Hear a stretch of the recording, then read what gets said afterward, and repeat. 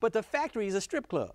How does the strip club be right down the street from the church? How do they do that? Well, from what I understand, a member of his church is one of the investors. Of course. And then, you know, he claimed he didn't know. But how do they put a strip? They voted the neighborhood dry, right, but you have a strip club there. And it's that, you know, you got the House of Hope. Get your freak on right down the street. You know what I'm saying? Probably some of the members leave there and go to church on Sunday. I don't know how they do it.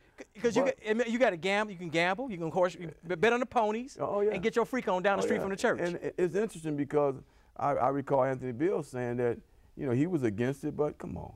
Yeah. You had to sign off on it. You all stop playing games with black people. Yeah, that's what I'm saying. I mean, Anthony Bill, Rev Meeks, the little people, do we understand the games are being played on us? I don't think people understand, man. I mean, first of all, you can never be effective as a preacher turned politician.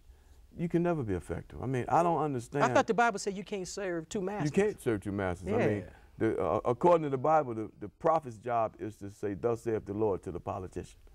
Now, you can see his diabolical, pathological behavior, and he's meeting with the gays one minute, and he's voting against them the next minute.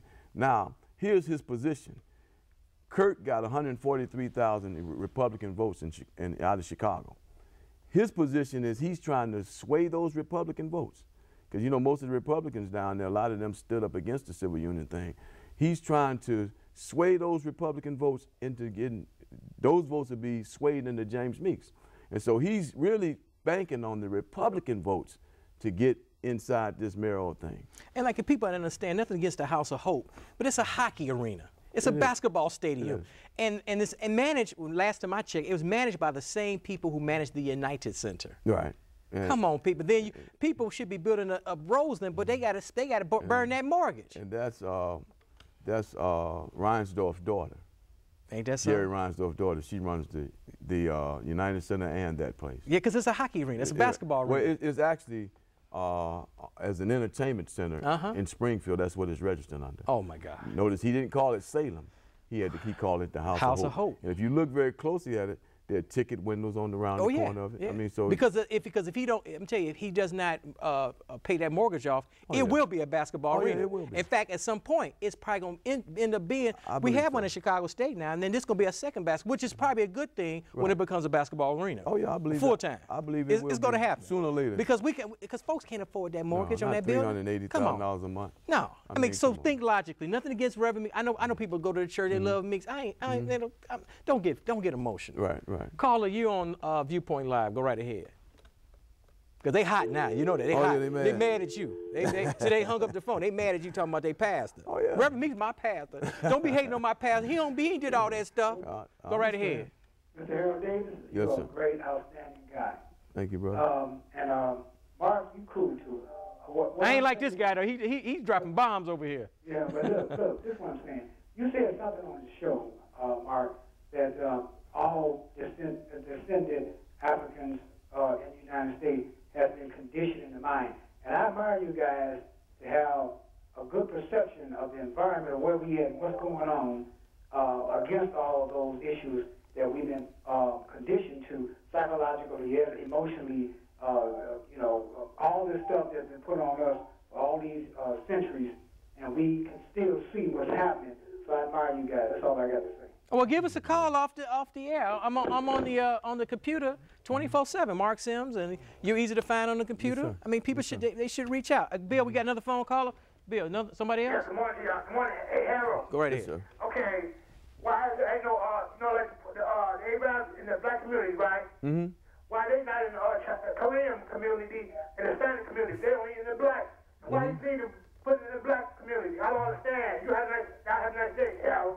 Well, that's because their black chamber, their chamber of commerce is in those communities. And see, the Arabs come in and do all the mom and pop stores. There are 5,000 Arab stores in the black community owned by 3 families. And so, you know, the Koreans own all the general merchandise, black hair product, Pakistan's the gas stations, and so you can look for the next wave of Vietnamese to come into our community next. That'll be the next wave of. And I'm not mad at them. It's us. But yeah, what about our leadership? I mean, you know, what happened is that, you know, I was born '62. That means civil rights era. A lot of us who were a little bit old, they were born pre-civil rights era. A lot of our young people out here, they were born post-civil rights. So what we're talking about now, they like, what the hell are you old dudes talking about? Then they say, I can't get a job. These other folks taking over. We've been trying to tell you what's going on. And people, and then they say, Mark, why are you so radical, man? But I tell people all the time, I say, who is going to marry your daughter? The African-American community is imploding right before our very eyes. But the good thing about this election, this is a good opportunity. I love Jesse Jackson's Jr. and his wife. They're wonderful people. Junior's on the show years and years ago. But they all need to go. Oh, yeah. This is a good opportunity to get rid of all the Daley's people. And we can make, like the Bible says, make all things new. That's right. So are we gonna have a turnover this time? Really shake it up? It has to be. It's the first time in a generation, 22 years. Yes. That black people will have the opportunity to take this movement and have the birth of a new movement. But the questions are going to be: is Carol Moseley Brown, is James Meeks, is Patricia Van Pelt Watkins, Tricia Lee, Bill Doc Walls. All these so-called 7 black people in the race will allow this movement to become stillborn where the baby is stillborn. But I ask people all the time, I say, what are y'all going to do? People running for office, people, what are you going to do the 23rd of February? Because a lot of folks running for office, you never see them again. That's right. And that's what I don't like. And then people call me, I'm running for office, I say, where have you been for? I lived in Chicago 48 years. Where you been? Right, exactly. You know what I'm saying? So I don't trust, we need some new leadership. Oh, without a doubt. I mean, Sandy Jackson, who lives in D.C., who's never here. They had an article in the paper questioning some of her petitions. And basically, the media said, well, they weren't able to reach her. Well, she's in D.C. with her children. She flies in here on Tuesday morning if there's a meeting Wednesday. Other than that, she's in D.C. There's a protocol that people that work for her have to follow to cover for her. And I mean, if you just go out to that airport, you will find Howard Pointer, who's Jesse's bodyguard, picking her up from the airport or dropping her off. And there's a routine with her. $73,380 expense account. Most of hers was used for flying back and forth to D.C.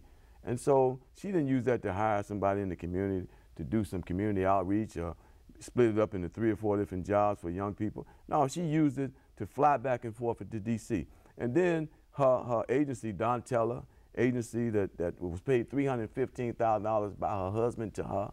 I mean, so these criminal things that they're doing, the Department of Justice asks the Congressional Ethics Committee to kind of like back off the investigation right now until Begorvich's trial takes place April 20th. But you can see the attack on Charlie Rango. You can see the attack on Maxine Waters. You can see the attack that's coming with these black people who thought that white people loved them. I mean, Charlie Rango, 41 years ago, was the successor to Adam Clayton Powell. Got rid of Adam Clayton Powell? He helped get rid of Adam Clayton Powell. 41 years ago. Yeah, and so now he's sitting up there wondering in 81 why he has to explain himself. Well, what goes around come around. Exactly. Because the same thing happened to Adam Clayton Powell basically 41 years ago. Exactly the same thing. That's before my time, that's what I've read. So now they're using the stuff on him that he used on Adam Clayton Powell. Isn't it amazing? It's amazing. But the thing about, let me, real quick, you're knowledgeable and you're not scared to tell the truth. Why did Jesse Jackson Jr. wear a wire for the feds? Well, that's interesting because Ernest Withers, you know, who took all the pictures from Martin King, you know, they just exposed him a couple months ago. If you will, came out. Yeah, he came out that that he was this agent for J. Edgar Hoover, and that J. Edgar Hoover was quoted as saying that Ernest Withers gave them a front row seat into the life of Martin King, and so that's how they were able to bug Martin King's rooms and and do the things that they did. Well, Ernest Withers and Jesse Jackson became very close after Martin King died, and so Jesse Sr. came to Martin King as a member of the Republican Party. I mean, not as a member of the Democratic Party, sent by what's the brother's name? Samuel Proctor, who a school is named after him in Inglewood. Well, Samuel Proctor, if you get the old FBI reports, he was picked as the replacement for King. And in that document it says, and King will die, and when he dies, we have identified his replacement, Samuel Proctor. And so Samuel Proctor, who sent Jesse from North Carolina A&T into the King camp, and so once Jesse became real close with Ernest Withers after King was assassinated, then we know what Jesse has done.